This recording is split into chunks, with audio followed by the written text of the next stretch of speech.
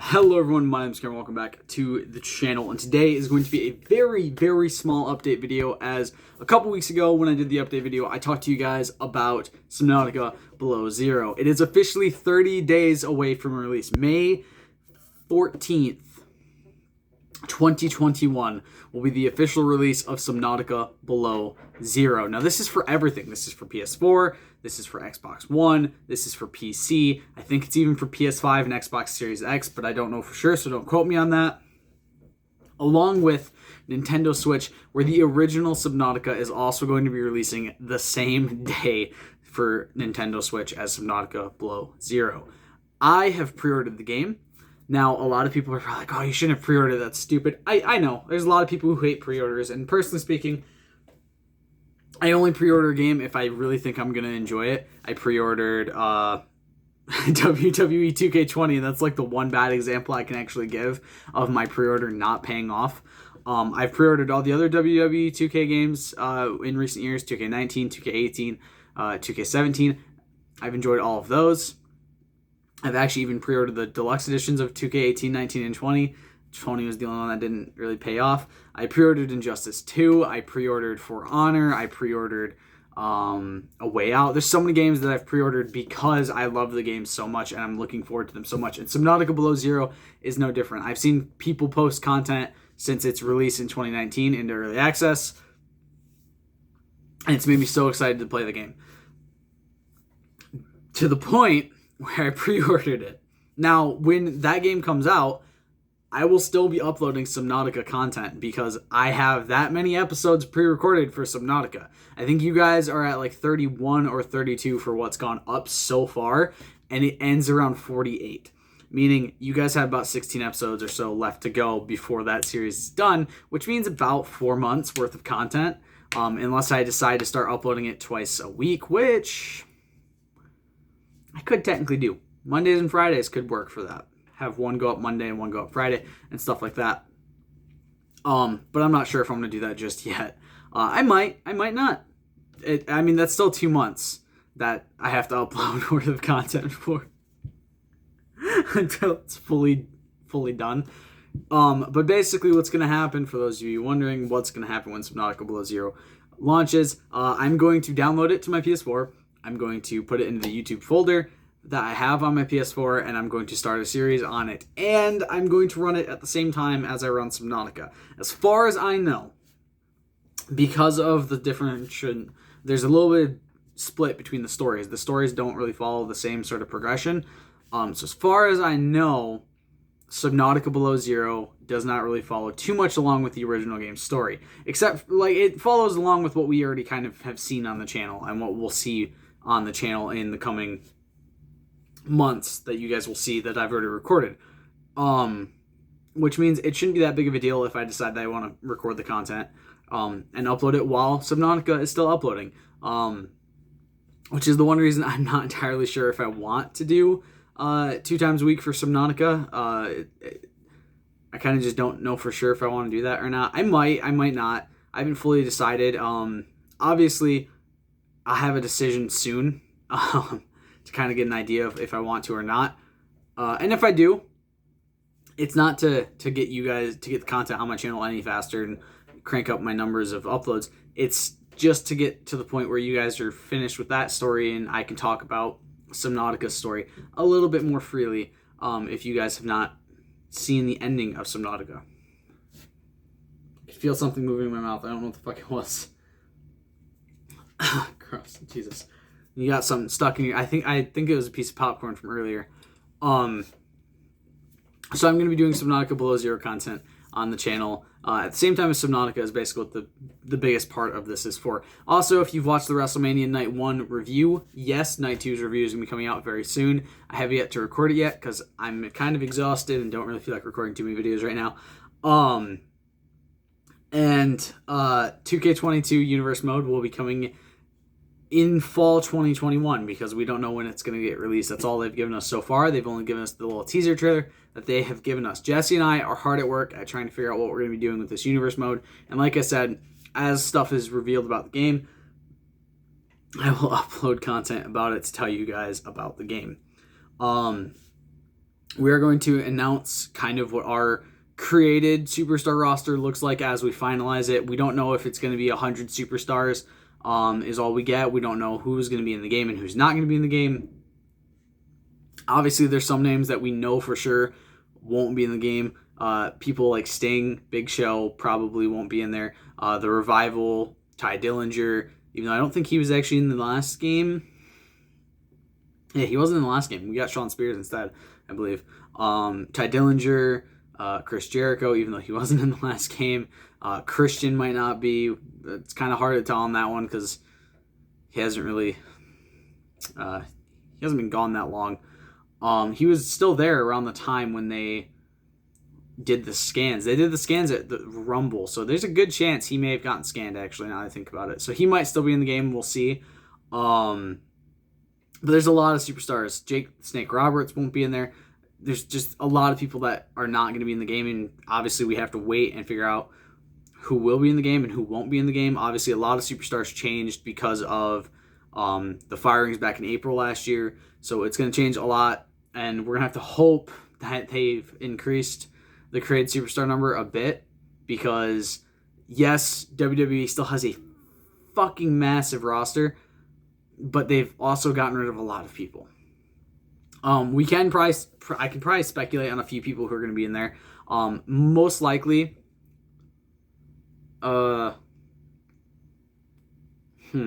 if they did NXT scans, most likely the Undisputed Era will still be there as the Undisputed Era.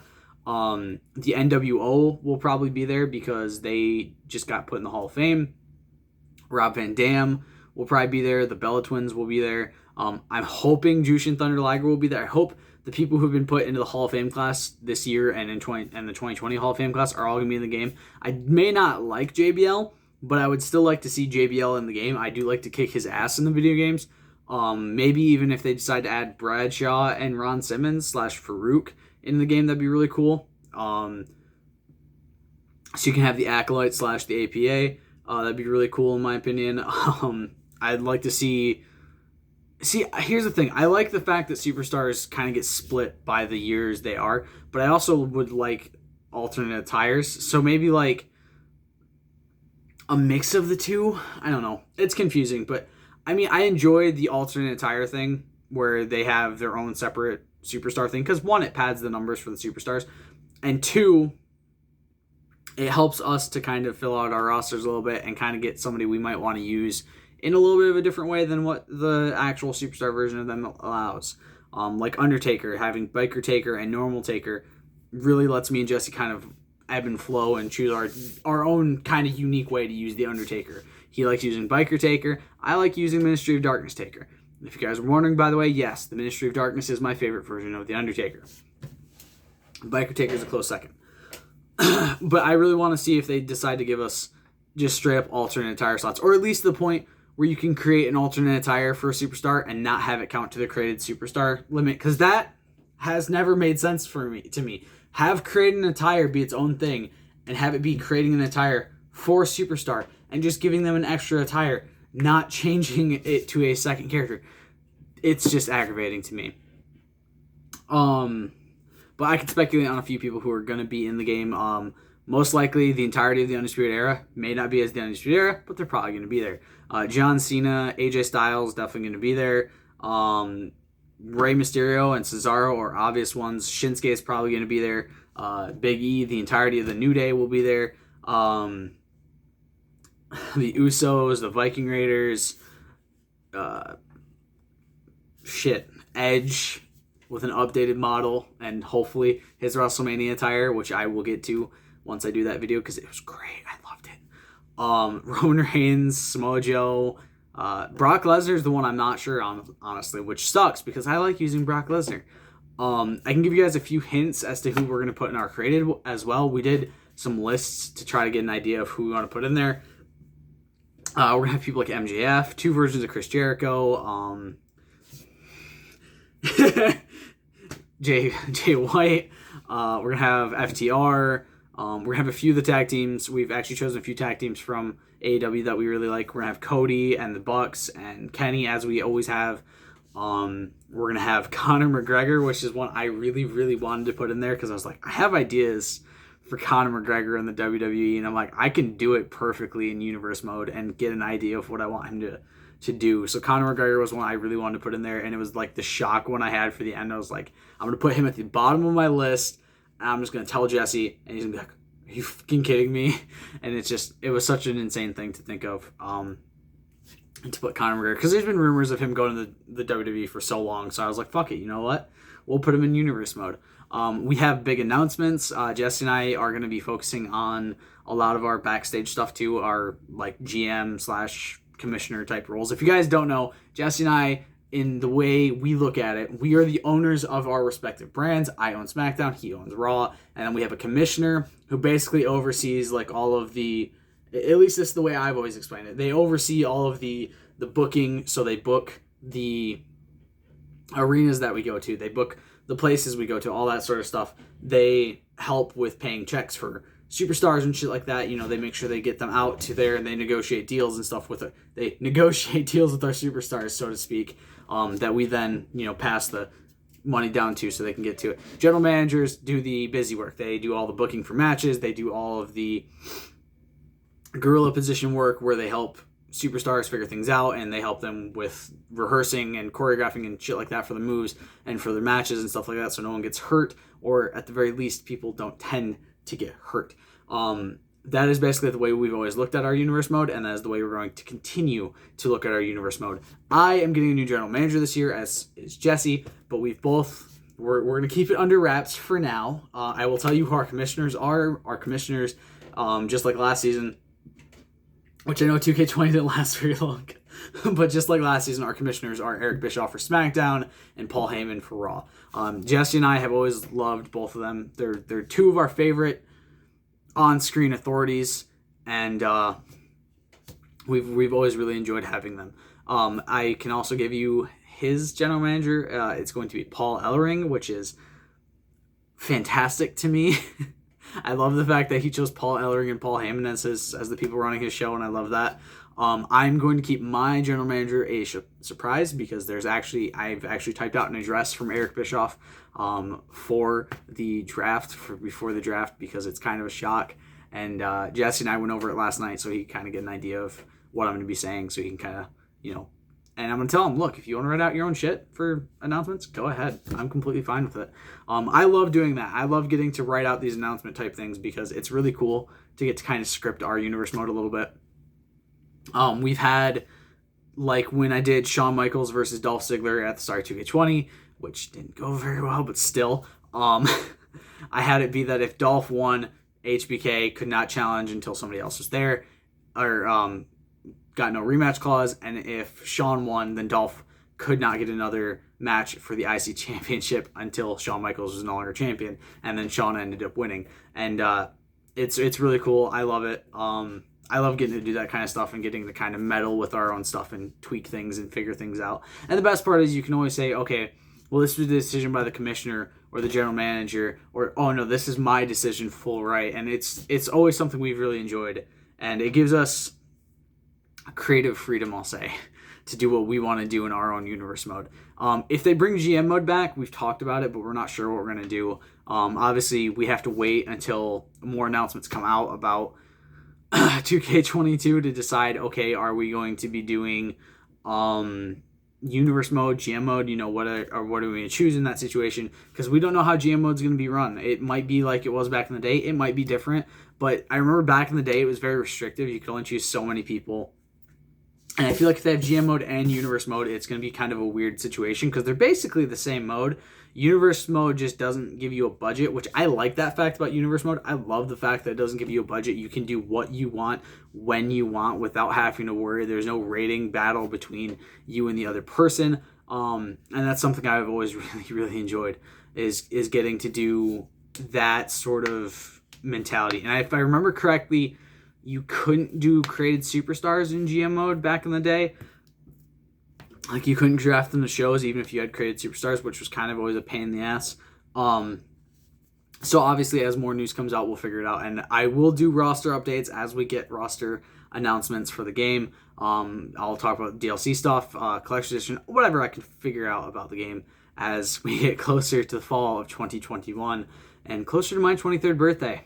God, I feel old. Let's see. Is there anything else I can talk about? I think that is it. Can't think of much else. There's not many more games that I'm going to be really putting on the channel over the next few months. I don't have much more that I really want to do. Gotham Knights was one that I was looking forward to, and that got pushed back. I don't know if it's coming out this year or if it's going to be coming out early next year. So there's that. Hitman 3 content is going to continue as it has been. I'm very much enjoying the Hitman 3 content. I will say the greed enumeration was a bit of a bitch, and I didn't really enjoy the Berlin egg hunt as much as I thought I was going to. But so far, I've been enjoying the hell out of Hitman 3, and if you guys are watching that series, you can definitely see that. I really, really have been enjoying the Hitman 3 series, and my plan is to not only try to beat everything I can as much as I can on camera, but to also try to platinum the game before I finish it. Because Hitman 2 and Hitman 1, yeah, it's nice to get 100% of the trophies, but they didn't have a platinum. So it's like, yeah, I got 100% of the trophies, but like, there's not a platinum there. So it just kind of makes it less enjoyable for me for some reason. So I'm going to try to hit platinum Hitman 3. And when I do, my goal is I'm going to go through once everything's beaten and all the unlocks that I can unlock are unlocked, and I have the best possible loadout I can have. I'm going to do another stream like I did when the game came out, only this one will not be stopped, hopefully, by server issues and me being tired. My plan is to do from Hitman 1's first mission, the prologue missions, all the way to the Carpathian Mountains in Hitman 3, start to finish for the World Assassination Trilogy once again, but this time in one full long-ass stream. I'm not even going for a speedrun, for any of you wondering. I'm not the speedrunning type, so I'm not going to be speedrunning. I'm literally just going to be getting it done at my own pace and probably fucking up a decent bit. And we'll kind of go in with a different game plan to each map as I did when I did the initial streams. And just try to get an enjoyable feel out of it. Jesus. That's why I don't record when I'm tired most of the time. Yeah, and I think that is it. Everything else is going to continue as it's going. Subnautica, like I said, I already mentioned. Tuesday. What's Tuesday? Cyberpunk. We have one more episode pre-recorded, and then I have to record more content. Days Gone will be continuing. The only reason it did not go up Friday is because I got home and we had to watch NXT, and I really did not feel like waiting, so I just said fucking went straight into watching that and just tried to basically enjoy my day as much as I could that day because I had a lot of wrestling content to watch this last weekend. So yeah, that was the basic reason I didn't record Days Gone on Friday. I'm going to record some this week and try to get about 3 to 4 episodes. That's about how much I like the buffers, about 3 to 4 episodes most of the time, unless it's in the case of Subnautica and it kept glitching out and crashing and I was getting really pissed and just wanted it done. But in the case of Days Gone and stuff like that, I try to do about 3 to 5 normally is about how many I go for. And it keeps me with a bit of a buffer, and it normally is enough for me to remember what the fuck I was doing the last time I recorded. But yeah, Thursdays, 60 seconds, going to continue. I got to figure out what's going on with Dalton. We got to figure out if we can find time to record Ark. Right now, it's still on hiatus. I might do another solo episode if I can figure out a tame he's fine with me doing. But that's the situation, is we actually have to figure out, like, we have to talk it out and figure out a tame we'd want. You know, like, oh, hey, are you cool with me doing this tame off camera? And I'm going to try to choose something him and I have tamed before in the game. Now, if you guys don't know, Gotta Tame Them All, the series that Dalton and I are doing with Ark, where we're continuing, or trying to tame every single dino in Ark that is tameable. For those of you wondering why is it on hiatus, Dalton has 2 jobs, and I have school and a job. So we're kind of a little bit stuck with time to record. We don't have a whole lot of time most of the time. And the big thing is we've tamed a lot of these dinos already. Like, we've tamed a majority of the dinos that we've tamed on the series already in the past. Like, there's some that it's our legit first time taming. I can't name any of them right now. I think wyverns were it's the first time we've tamed wyverns, like, fully legitimately and stuff like that. And rock golems, rock elemental was our first time taming that. There's a lot we've already tamed throughout our entire history in Ark, because we've played a lot of Ark since it came out for PS4, but we wanted to do the series because we wanted to definitively have a series where we tame every dinosaur. And this was something we talked about for like 3 or 4 years trying to do a full tame list and doing every dino we could. And it's been really enjoyable, and we love it. It's not like we don't love the series, because we do. We just don't have time to record it ever, because it's not a series we can do a straight 30-minute recording. We have to do it in batches, because, like, okay, we have to knock this thing out. Then we have to wait for it to get almost fully tamed. Start recording again so you guys can see the tame. Go knock out the next thing.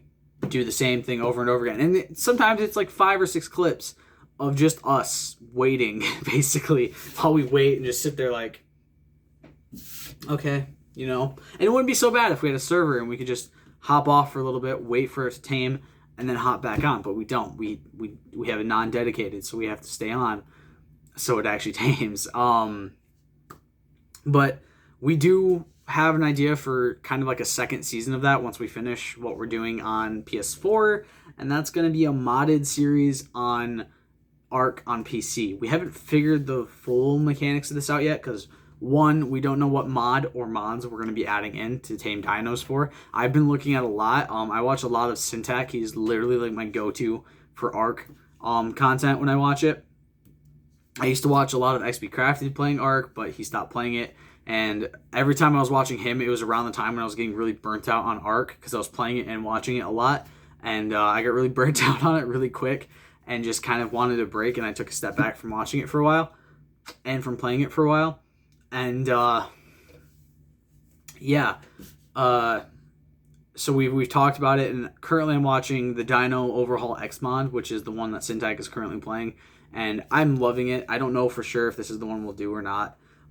But we obviously have ideas of, okay, we want to look at this mod and this mod and this mod and this mod and look at a bunch of them. There's Anunnaki Genesis, Pugnacia, Dino Overhaul X. There's so many amazing mods that add in so many different things to tame.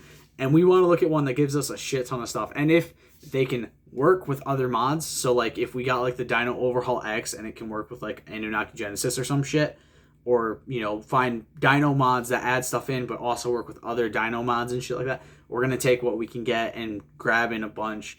The coolest thing is, though, we could always do this same sort of series multiple times. Like, we've looked at it, we're like, we could do like a couple seasons of this, because that's the cool thing about Ark Gotta Tame Them All, is we can go through, first off, like we're doing now, we can go through all of the maps in one big kind of linear sort of, well, not really linear, but close to linear sort of way, and tame everything as quick as we can, as much as we can, and get it done.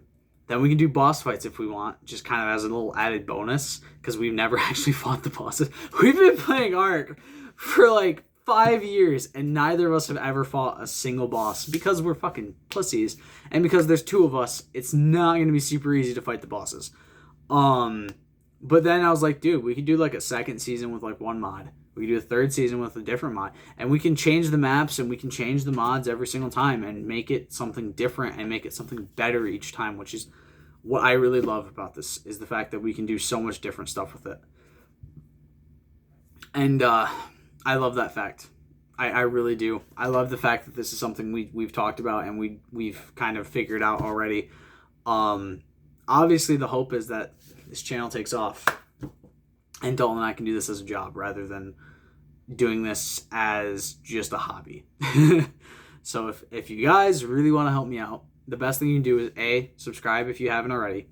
B, like the video so I know you actually enjoyed watching it and I know you are enjoying the content I put out. And C, share it around, you know, share it in groups, whatever, share it with your friends, probably not your family, but, you know, share it with people you think would enjoy the content, and it really does help out a lot. I know a lot of people are like, oh, well, it doesn't help out that much. But being able to monetize my videos would help a lot for the situation of, A, sometimes I don't do so great with keeping my money. I don't do great with money management sometimes. And I also would really enjoy not having to work at a shitty job for minimum wage that I don't even enjoy. I would enjoy being able to do something more fun and more creative and more pleasing to myself. Like mentally stimulating to myself rather than working at a gas station. So seriously, I've never looked at this as being something I want to do for a career, but I've always looked at it as something that if it turned into that, it would be great. And I realized that, yeah, I would love this as a career. So if you guys really, really want to show support, share it around. Try to give some sort of an idea to other people, and you know, share the videos around, like them, subscribe, do whatever you need to do. I'm not saying go back and watch all the content on this channel, because holy fuck, you'd have a hell of a time. But yeah, it'd be really enjoyable. So I hope you guys enjoyed this video. I'll see you all in the next one. Stay golden. Peace.